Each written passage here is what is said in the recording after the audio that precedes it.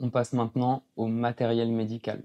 Ce que j'appelle le matériel médical, ça va être tout ce qui est nettoyant de surface, savon antiseptique, etc. Et si je fais un chapitre là-dessus, c'est parce que vous ne trouverez pas forcément ce que vous trouvez chez les fournisseurs de matériel de tatouage. Vous devrez vous diriger vers des fournisseurs de matériel médical.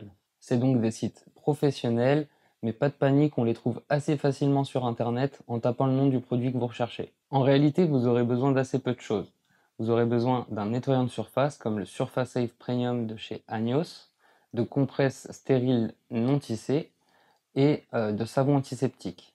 Vous aurez aussi besoin de sérum physiologique ou d'eau stérile pour la désinfection de vos clients. Et évidemment, vous aurez aussi besoin d'un nettoyant pour vos sols. Vous avez pour ça le Surface Premium. Il s'appelle Surface, mais c'est bien un nettoyant pour les sols de la même marque que le produit de surface. De l'alcool de friction, ça peut aussi vous être utile. Ça peut vous permettre de nettoyer une zone supplémentaire rapidement ou tout simplement d'effacer un stencil. Parce que les stencils, ça s'efface assez bien avec les produits à base d'alcool. Sachez en revanche que dans notre formation, on ne vous apprendra pas à désinfecter la peau d'un client, pour la simple et bonne raison que vous êtes déjà censé l'avoir appris lors de votre formation hygiène. Vous êtes censé avoir appris à utiliser le gel hydroalcoolique, à vous laver les mains correctement avec les bons savons antiseptiques, et aussi la désinfection en 4 étapes. Oui, car la désinfection, ça se fait normalement en 4 étapes, à l'aide de compresses, de savon antiseptique et de sérum physiologique ou d'eau stérile.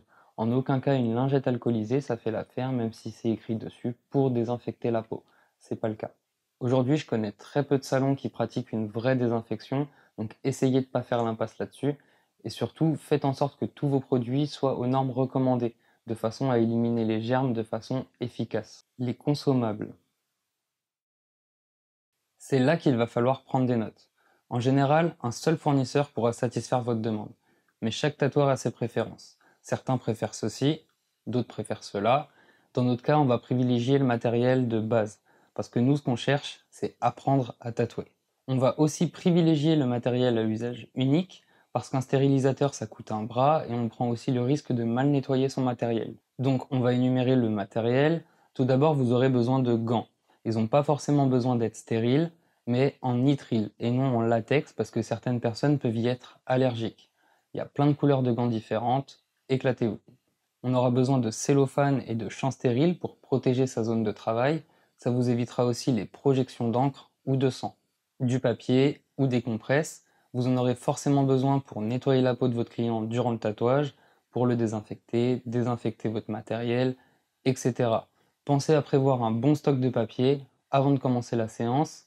Le distributeur de papier mural, ça peut aussi être une bonne solution.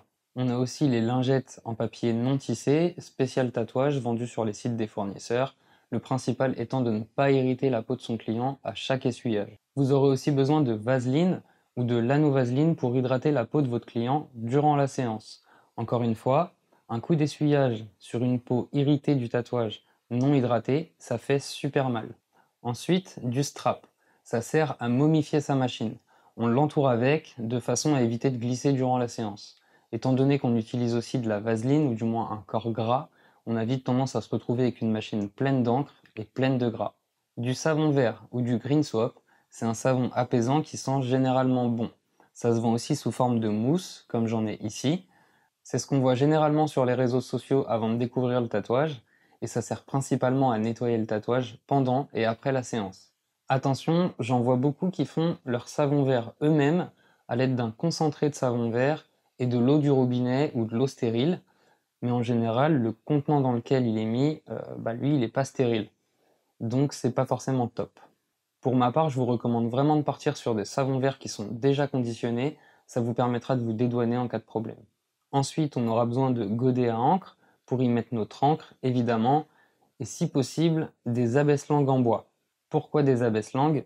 Ça vous permet de coller vos godets directement dessus à l'aide de la vaseline, donc vous pouvez les disposer dans un certain ordre, des noirs dilués au noir profond, et vous pouvez aussi vous en servir pour récupérer de la vaseline sans mettre vos doigts directement dans le pot. Du sparadrap, ça vous servira pour plein de situations, coller le champ stérile sur votre plan de travail, fixer votre dessin au mur, protéger votre client à la fin de la séance, etc. Vous aurez aussi besoin d'encre, d'aiguilles, du matériel de transfert, d'un dermographe, mais heureusement vous avez reçu notre kit qui contient la plupart du matériel nécessaire.